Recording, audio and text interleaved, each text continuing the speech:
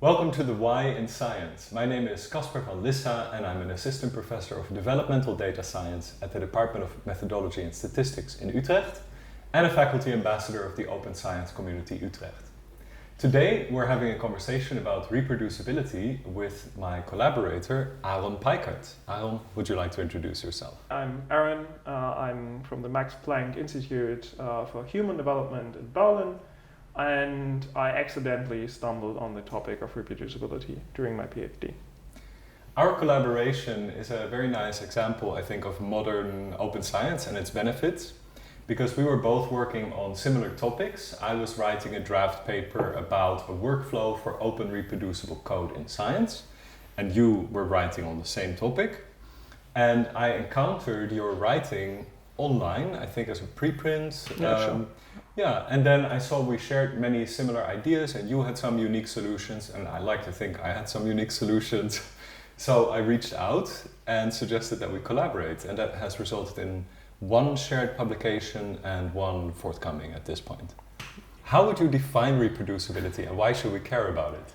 I think reproducibility is essentially doing the same thing successfully more than once. The stricter definition of reproducibility is you got the same data, you got the same computation, and you strive to get the same results. That's the goal. Yeah. But the productive side of reproducibility, like if you're working on your own or with collaborators, I think you have to have a little more vague definition because your data is always changing. So you gather more data and your computation is really often changing, like you refine your model, you refine your ideas and stuff, and you still want a successful flow of code for you and your collaborators. So I think we have to loosen up the strict definition of same data, same computation a little bit. Yeah.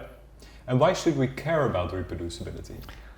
That is interesting because I think we both disagree a bit about it. Not that we both agree that we should care about it, and we probably think the same reasons are important, but we weigh them a little bit differently. I think the major goal of reproducibility is just to provide tangible evidence for working transparently. Mm-hmm. That is what I think is the main point from a meta-scientific point of view about reproducibility. Then there's also the thing that it enables replication. So different data, newly gathered data set, same computation, similar results. And that if something isn't even reproducible, how can you replicate it with a new data set? I think these are the meta-scientific reasons. And then there's, of course, a productivity reason. Yeah. Like you're just getting more work done. Yeah. Yeah, you mentioned that we weigh these reasons differently. So for me, the primary driver is actually related to trust in science. Because, deferring to expert opinion is not a strong argument. But deferring to convincing evidence is. And if a scientist can show effectively their entire pipeline for going from raw data to published result, that result is more trustworthy than if a scientist just provides a paper that they've written based on results that were obtained by some secret recipe in a back room.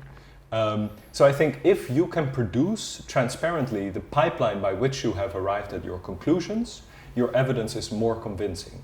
And I want to convince people with my research, so I work transparently. And the second reason indeed is productivity. Now, one way in which working reproducibly increases productivity, we both agree, is because when you have multiple projects and they're all reproducible, you can come back to each of those projects at any point in time and you don't have to get them working again. You don't have to waste time fixing the code until it works. But the second thing is that it really facilitates collaboration.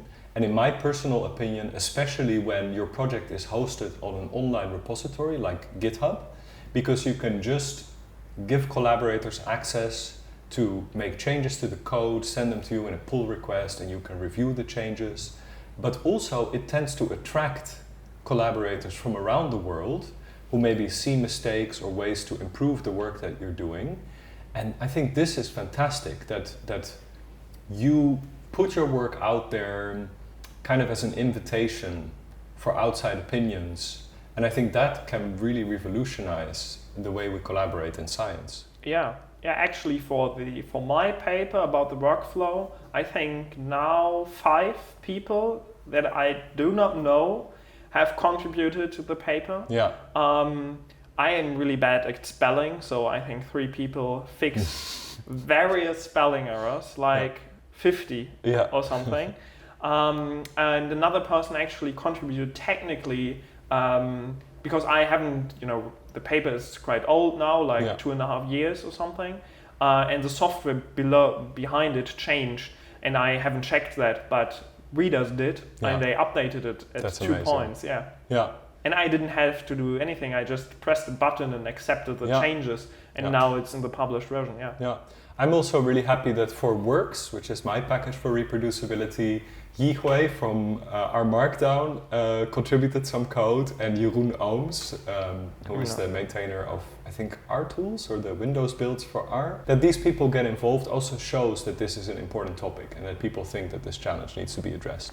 Could you tell me a little bit about your experience when you first learned of the work that we were doing with Works, and what your thoughts were about the different approaches to reproducibility? Sure. Maybe let me begin where I actually stumbled initially on reproducibility, because I was a student research assistant and I was quite good at programming. So all I did was doing analysis all day for like 10 people and 10 different projects, and every 3 months they came cycling back and did reviews with me, and I was like freaking out because I couldn't get anything done again. So I just developed for myself, really just not because I wanted to do reproducible work, but I wanted to work. I wanted to be able to be productive and stuff, and not and I had a lot of time pressure. So I just started to implement some solutions so problems that I had didn't keep reappearing. And then my supervisor later in the PhD saw that, and he forced me basically to write a paper, and that is how I got to reproducibility, and now I can compare that to Works. So Works, I think, had more of the objective to get to many people, while my solution was really an individual solution that proved to be to some interest to some really specialized folks. So I think that really explains some of the differences we see. And one great difference, for example, between Works and my workflow is that we attempted to make a completely automated grading system for each exam. And it's really important that this thing works, and it works every year, and it can be recalculated if some student complains and stuff. And so I containerized it. That means I put every software that was required into that, because it's legally really important to prove that you did everything correct. Let's take a quick break to explain this concept of containerization, because you're dropping an important term in the reproducibility literature. The way I understand containerization is that you're creating sort of a time capsule that contains all of the software required to reproduce some piece of code. Did I understand it sort of correctly from a conceptual point of view? Yes.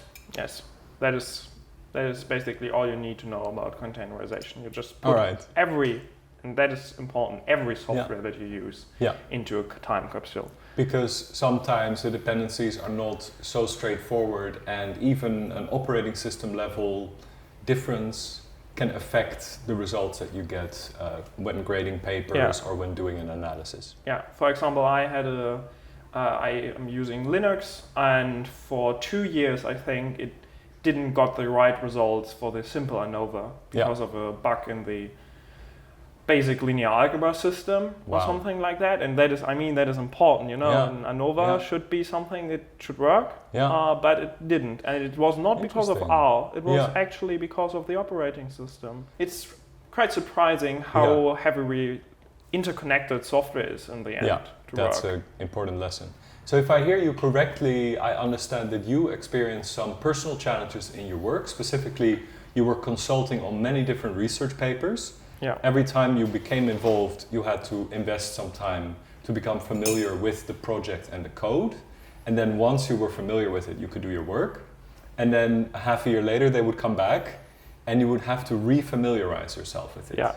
And this overhead, the time expense, was removed when you made the project reproducible because it would just work whenever it came back to you. Is that correct? That is correct. That's very similar to my own experience. I became quite obsessed with reproducibility when I started consulting as a statistician, which is part of my job at Utrecht University. Indeed working on, at this point, I think I'm working on more than 20 projects at the same time. And that's a lot. So it becomes essential that the code indeed works. And so you described that your supervisor saw the workflow that you had developed and asked that you write a paper about it. Yeah. So this workflow, which I always called Peikert and Brandmeier, or Brandmeier and Peikert, Yeah. this describes your personal approach. Yeah, that's correct. Okay. It was never meant to. It was just it was fixing my problems. Yeah. Not meant ever for going public. Yeah. I haven't even considered that it could be interesting to someone else. Yeah. But it is going public, and you're teaching workshops about it, large workshops at renowned universities at this point. So for Works, the approach had a similar start in the sense that I developed a workflow for myself, but I started at a different process. Like I was not already using the workflow. I was educating myself about best practices, and everything that I learned, I was implementing in this R package, which is now available as Works, and also writing up in a white paper, which eventually became the published paper. And then when the workflow was finished, as far as I was concerned, I sought out collaborators. And the first collaborators that I sought out was a teacher of reproducibility at my university, Barbara Vrede. And I learned a lot from her experience teaching, hundreds of people reproducibility. I learned a lot about people's challenges, which kind of instructed me that the workflow that I had then had to become much simpler because people would find it too difficult. And I learned a lot of stuff about licensing and documentation that I had never considered. Yeah. And then the second tier of collaborators that I involved were you and your supervisor Andreas, who are really technologically savvy. And what I appreciated so much about your initial contributions is that you directly got your hands dirty with the code. Like you improve things, you really understand how software works, how the R ecosystem works. So this was really essential. Thank you. Yeah. I'm glad. I'm really glad. So at this point, we are both involved in both projects. And we mentioned a little bit the differences between the two approaches. And it's your perception that Works aims to reach as many people as possible. I hope I understood you correctly there. That is correct. You don't want that for Repro, as it's now called? I just think that the origin is different because my project were all our projects, but really different at that. Yeah. So it has to be really all-encompassing and had to match like every requirement that I personally got in my work. Yeah. And that is probably not really representative for everyone. I think the origin is something different, but the destination is hopefully the same, as to reach as many people with an as easy solution as possible. Yeah. So maybe at this point it is kind of good to delve deeper in the technical details and look at how Works versus Repro try to ensure reproducibility. Both of us have 3 pillars in common, and then you have a 4th extra pillar. So how about I explain my 3 pillars, and then you explain why we really need the 4th pillar. Okay, go ahead. So the 3 pillars that Works rely on are dynamic document generation, which means instead of writing a paper in prose in one software program and conducting analyses in another program and then copy-pasting your results, you write just a single document which contains prose and code, and the code can be evaluated, automatically rendering the results. So anytime you change the code, you would re-render the document and get a nice PDF in APA style or whatever journal format you want with all of your updated results. And the second pillar is version control, and we both use Git for that. So what Git does is it tracks line by line changes to all of the files that you have indicated you want to keep tracking. So that means that every time you make these changes, those changes can be logged and stored. And Git saves the entire project history, which means you can always compare your work to an earlier version or compare your work to your collaborator's version, and you can incorporate changes from different versions very easily. So you have a full historical log of your project. And the third pillar that I rely on is dependency management. And we approach this differently, so you should talk about it as well. So in my workflow, I assume that people are using R, the software environment, and I use the package renv, which creates a project-specific environment with R packages, and it keeps a log of what packages you're using, what version they are, and where they came from. And whenever anybody else tries to reproduce your project, renv obtains those packages from those sources in the correct version, assuming that those archives are still available. Now you approach the third pillar slightly differently, and you have a fourth pillar. Yeah, let's start with the fourth pillar, because I think there's a disconnect between this concept and the softwares, and we will talk later about it probably.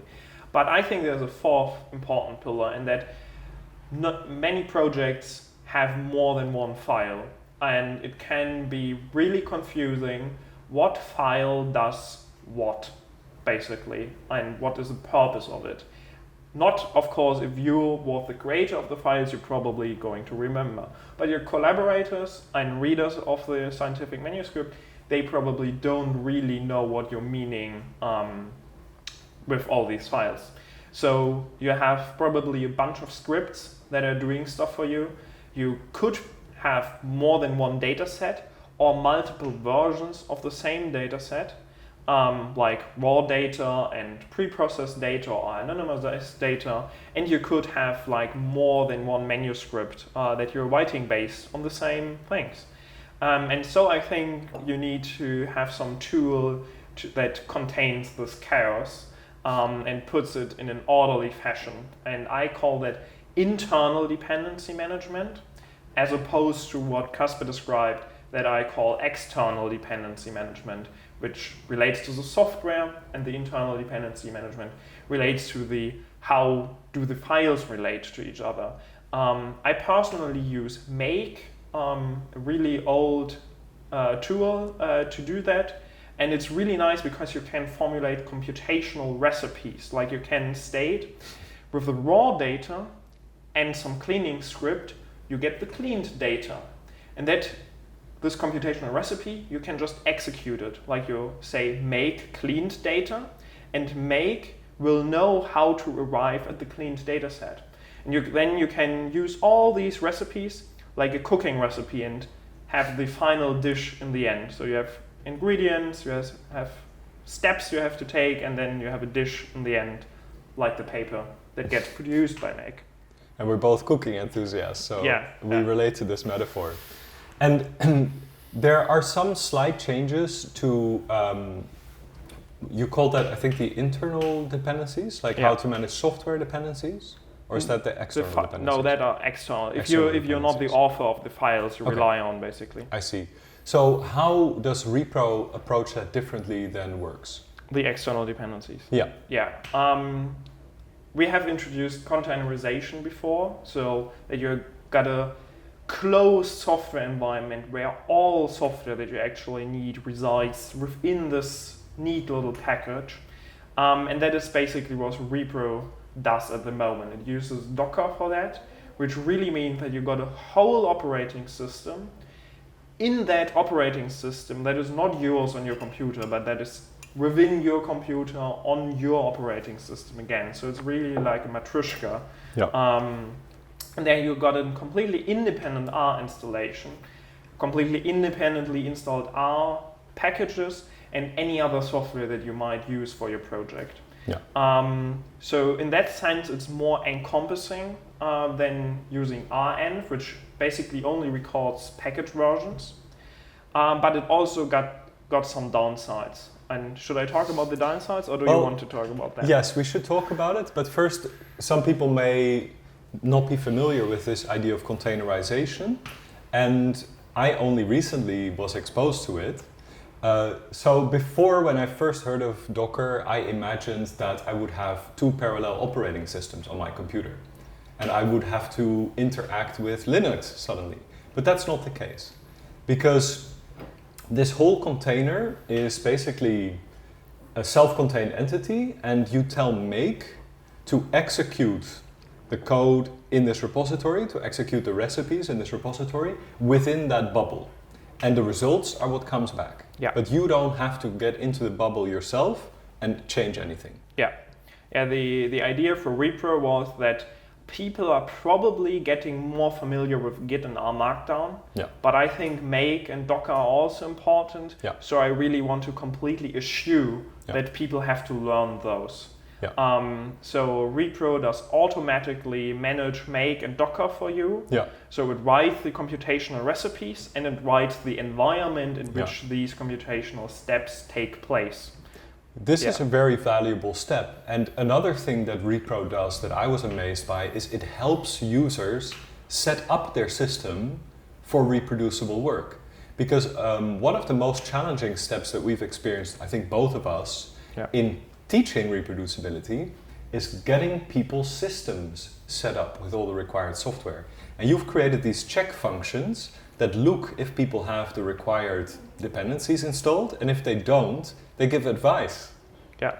That's really brilliant, I think. I think that people are going to enjoy that a lot. Yeah, yeah, because you see a lot of tutorials on the internet, and either they are focused on a specific operating system in a really specific user group, or they are just unreadable because they are like, if you're a Windows user, skip to step 7b, if you're a Mac user, 7c, and so forth, and then you got tangled up in this document, or you spent half a day understanding the document and then muddling through on your own.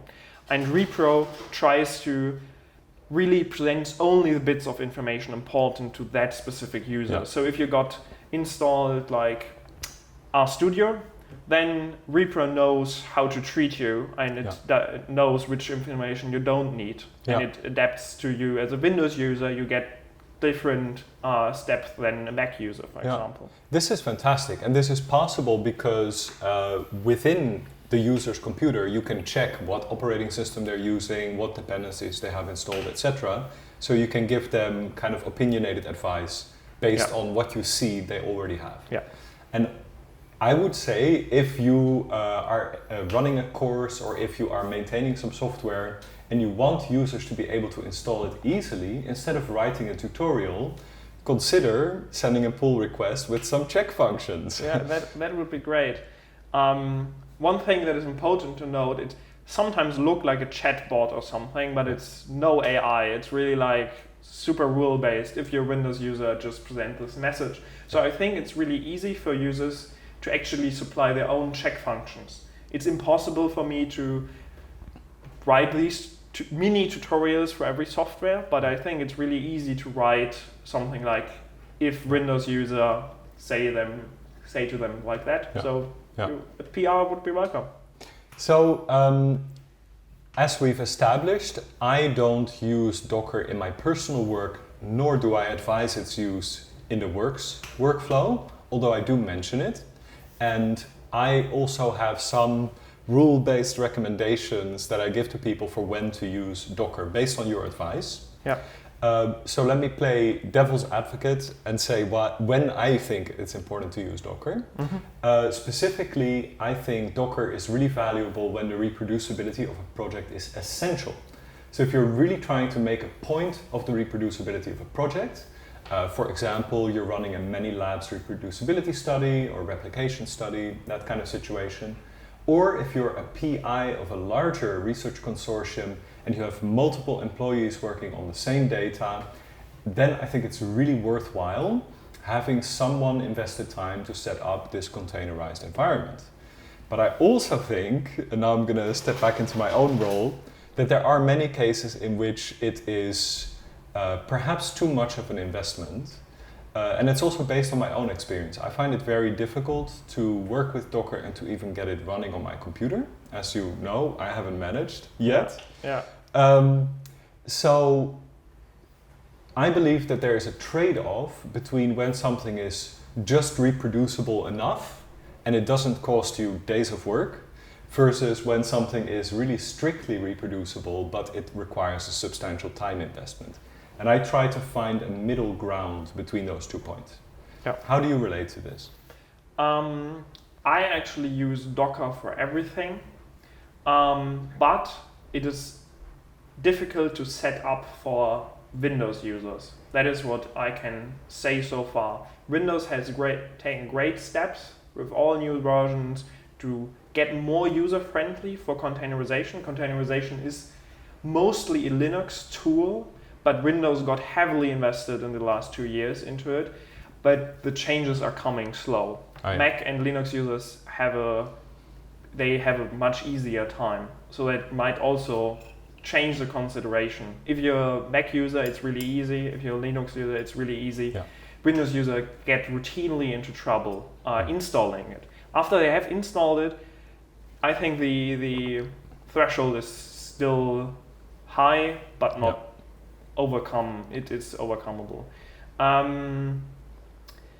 I also like to say that you don't actually have to use Docker on your own platform, but you can write a Docker file and then use, for example, GitHub has this nice GitHub action, and then you can set something up that all repro projects, for example, will be in 2 months' time or so be automatically reproduced on GitHub. So every push, your PDF or whatever gets re-rendered using Docker, but not on your computer. You'd never have to touch Docker, but GitHub manage everything for you. So yeah, I see that it's really hard for some users, but I still see that there are many applications and for very various users. Yeah. So this is interesting to me. I mean, I see the possibility. I've used GitHub Actions, for example, to run automated checks on my packages. Yeah. But one question I have about what you're suggesting is, if I don't have access to a local Docker environment, but only to my own kind of local environment, how can I be sure that all of the packages as I've set them up in the Docker environment will be the same as on my local environment, so that when the GitHub action executes, that it will run the same code with the same package dependencies? Yeah, that gets a bit into the technical depths, but I think then we can actually combine renv and Docker, because renv really is meticulous about which package version you're using. You can use the statement to create exactly the same packages into the containerized environment. And so I am really think that it's important to bridge reproducibility between this virtual environment, your own computer, and it's really, really muddled to get through. But I think we can automate everything. That's a really desirable end goal. Yeah. So I have a second argument, kind of not against containerization, but I think an argument that limits its usefulness. And the first one, just to summarize it, is the time investment versus increase in reproducibility trade-off. Yeah. So I think that for many projects, especially like single author projects or smaller projects that may not even get published, it is overkill to learn Docker to make them reproducible. It will be sufficient to use something that is largely automated, like the Works workflow. But there's another argument, which is that you mentioned, let me see how I can best preface this. So you mentioned some debate about which versions of a non-parametric t-test are best and unbiased. Yeah. What I took away from that is that over time, people realized that some versions of the non-parametric t-test were not that awesome. So they made better ones, Yeah. correct? Okay. So this is happening all the time because methods and statistics is a developing field of research, and we find out constantly that some older methods may have disadvantages. So, of course, strict reproducibility of a study from 10 years ago may be desirable just to prove that it works, but there are also reasons to argue that you should maintain the code and you should change the code instead of just repeating, a best practices version from back in the day 10 years ago. Yeah. In other words, although I see there are advantages of putting a project in a time capsule and making sure that it reproduces exactly, 10 years later, people will also be aware of things that were maybe not up to best practices back in the day and want to change that. So a different approach to reproducibility is to maintain code as you go forward in time. Yeah. What do you think about that? I think these are important but separate issues, actually. Mm-hmm. So I think the idea of having a time capsule is nice as a mental concept, but it's not like it's really unchangeable. Mm-hmm. It's more like you can. So two things. These Docker containers, they also have like a written statement that says, okay, you start from this operating system, then you install R, then you install the packages and so forth. Yeah. And of course you can update packages, like you can update the textual representation and install something else, some other package or something. But I think this train of thought get us in a whole wood of ability words like generalizability, reusability, reproducibility, replicability, and so forth. And the borders are getting more and more blurry. For example, I have often gotten the question about if you simulate data and do a simulation study in statistics, is it reproducibility or is it replicability? It's hard to distinguish because you're simulating new data, but where's the line? And I think you're touching on a generalizability criterion of science. So science shouldn't be dependent on this really specific thing that hasn't gotten anything to do with the theory that you're thinking about. So I think it's an important issue, but I don't think most of the project warrant continuous development. They should really reiterate instead of continuously. Yeah. But some project, no doubt, should do that. Yeah. Well, I'm also approaching this as a package developer. So, I have 9 packages at this moment, of which 8 on CRAN. So the reason I'm thinking about package development is because I know that especially in the early stages of package development, the functionality is rapidly changing. Yeah. And sometimes even the implementation is changing at a very fundamental level. Yeah.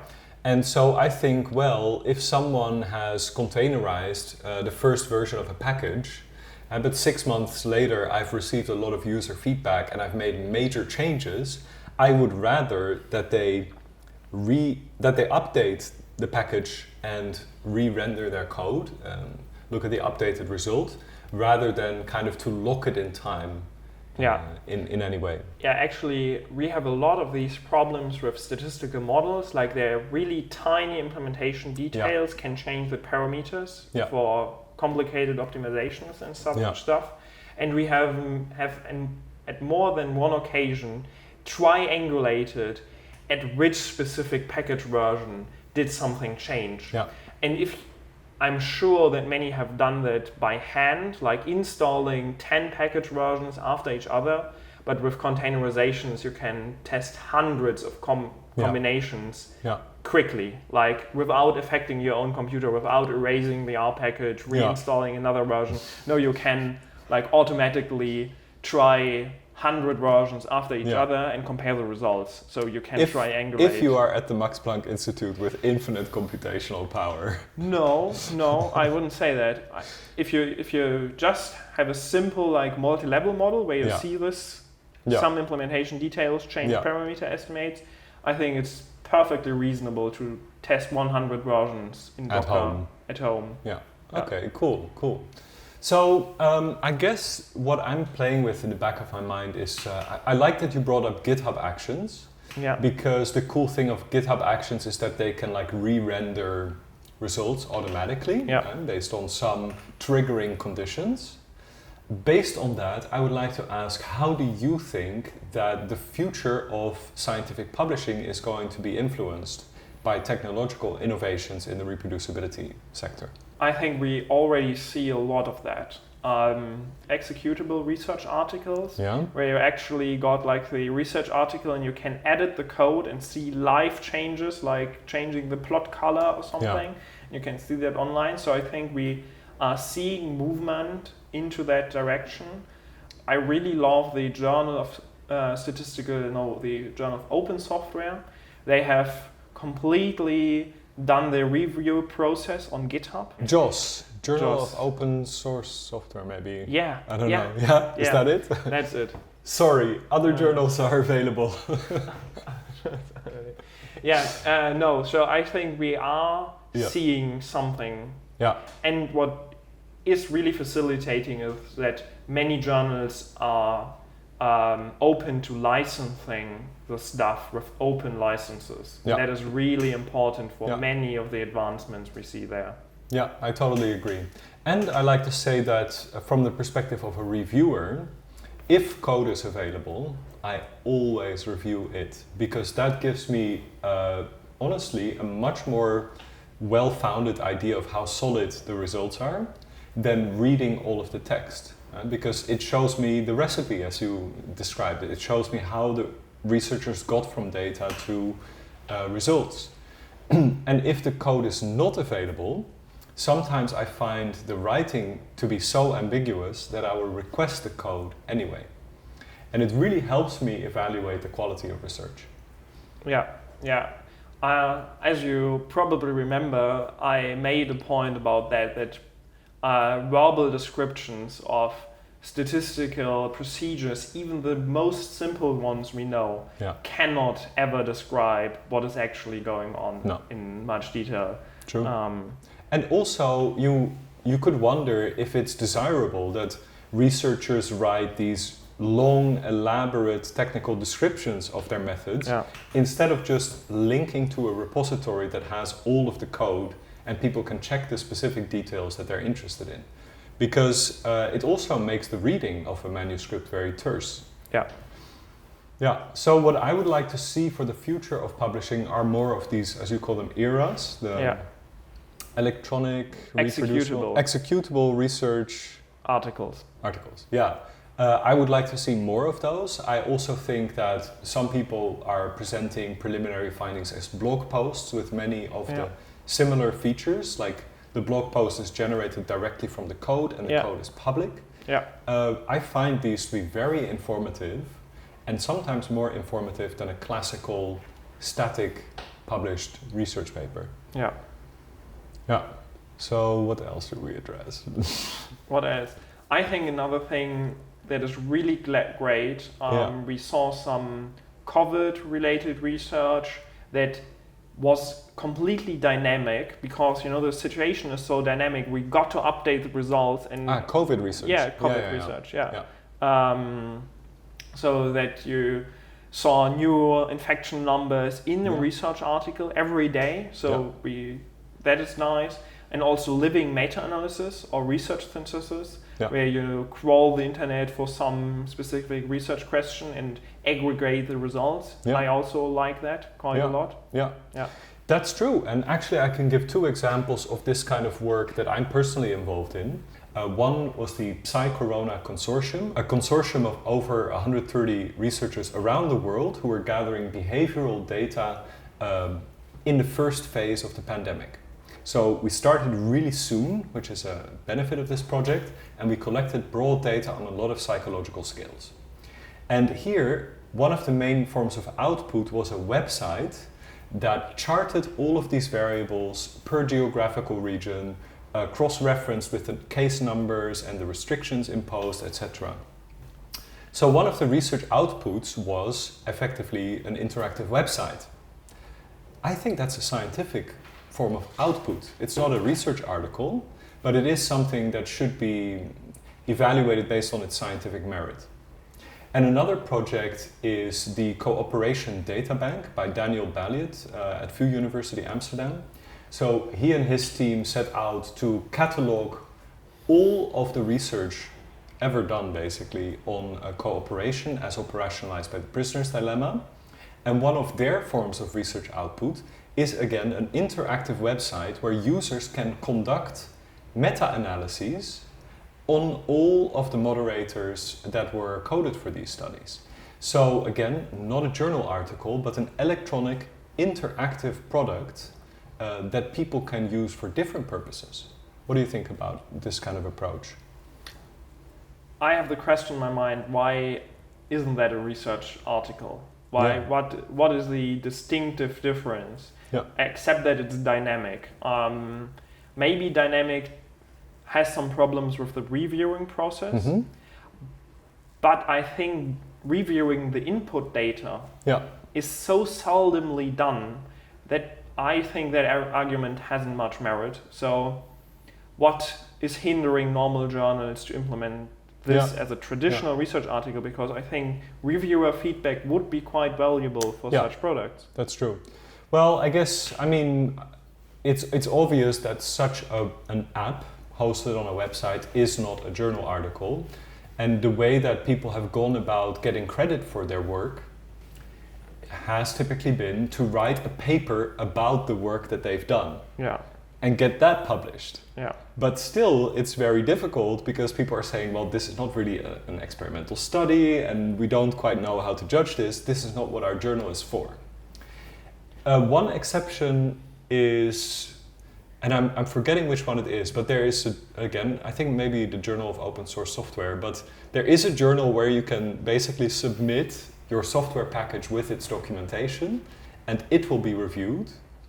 That is the Journal of Open Software, and the Journal of Statistical Software does that as well. Okay, so that's perfect because you basically all you have to do is to write good code that is well documented and submit the whole thing for review. You don't have to write a paper about the code. But I know actually 2 journals that are accepting dynamic documents as research articles as they are. The one is a machine learning journal, Distill, which is really great. They got so amazing visualizations that you can scroll or adapt through your needs. And it's really so dynamic. Like they have a visualization of ImageNet, which is like billions of data points that you can scroll through. And I think it's impossible, even if you've got a year to scroll through the whole visualization, it's impossible. And the another one that is the one that introduced ERA is eLife. So eLife does actual dynamic documents, and they do it in their completely normal journal section. They don't have like some special website for it. They just incorporate it into their normal review process. So what do we get? A lo-fi PNG render of the application, or how could I imagine this?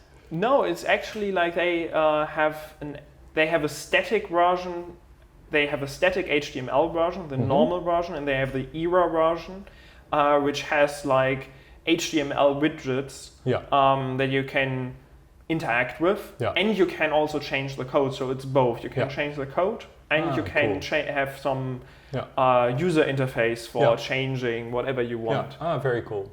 And there's another way that people go about this, which has been debated recently in the Netherlands, which is narrative resumes, where people can tell evaluating committees, these are the types of scientific output that I produce, and this is how they are used and evaluated in my field. So there are different approaches to looking at this.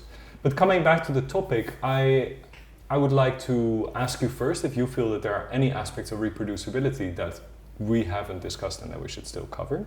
Reproducibility is really also the ability to move your work to other people and other computers. I know we have said that already, but it's such a great opportunity. You get people that can play with your things, collaborate with you, and you can also scale your computation. It is many scientific models get so complicated that it's impossible on a normal computer. But if you got a reproducible project, it's easily to scale it across thousands, like with Amazon Web Services or some cloud computing or high performance computing plus this at the institutes that got them. And it's so easy, really. If you invest the effort into reproducibility, you get so much side benefits of it. So, for example, if someone wants to do advanced machine learning, but they don't have a really powerful supercomputer at home or at the university, by learning the methods of reproducibility, they could create a project that can be scaled up to a commercial and sometimes affordable computing service. Yeah. Google, Amazon, and all the rest of them give out student credits. Yeah. So often it's possible for a bachelor or master thesis to get it completely for free. And I actually, even though I got quite a powerful computer and I got access to a high performance computing, it's so cheap that sometimes I do it myself because it's just easy. Wow.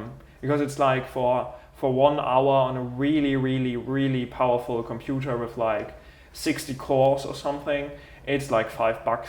So for the price of a coffee, fancy coffee, but you get your computation done. Yeah, that's incredible. So what is next for you in terms of working on reproducibility? I definitely want to allow for more options. We have stated these 4 concepts like version control, dynamic document generation, external dependency management, internal dependency management, and I think there are so many great approaches that are equally valid for other things. One thing that I really hope that I can tackle someday is to issue Git, because Git is so incredibly complicated. It's also great, it's a so powerful tool, but I think I have used it for 7 years now, and I still don't get the hang of it completely. I mean, it has been useful for me after like 1 month of fiddling around, and it got really useful, but I think really we got some alternative thing there for researchers. For example? Either automating Git, like really everything I think something that resembles the Google Drive save or would be, because I know a lot of researchers who are relying on this automated save feature where they just can go back to some date, and I think it's easily implemented like that. But then I have not a good solution yet for collaboration. I see. That's hard. Yeah, that is hard. We have at least partially automated this with the works function git update, which it's effectively a quick save function. And because people have difficulty understanding that with Git there are like these 3 steps. There is adding, committing, and pushing, and you have to give informative commit messages and like all of this stuff. And we've integrated them into one function so it can work like a quick save. So my next step in reproducibility is a focus on education. And that's also why we're recording this conversation, to kind of share with the world what we're working on here. And with the research data management support team at my university, we're developing a course on reproducibility using works.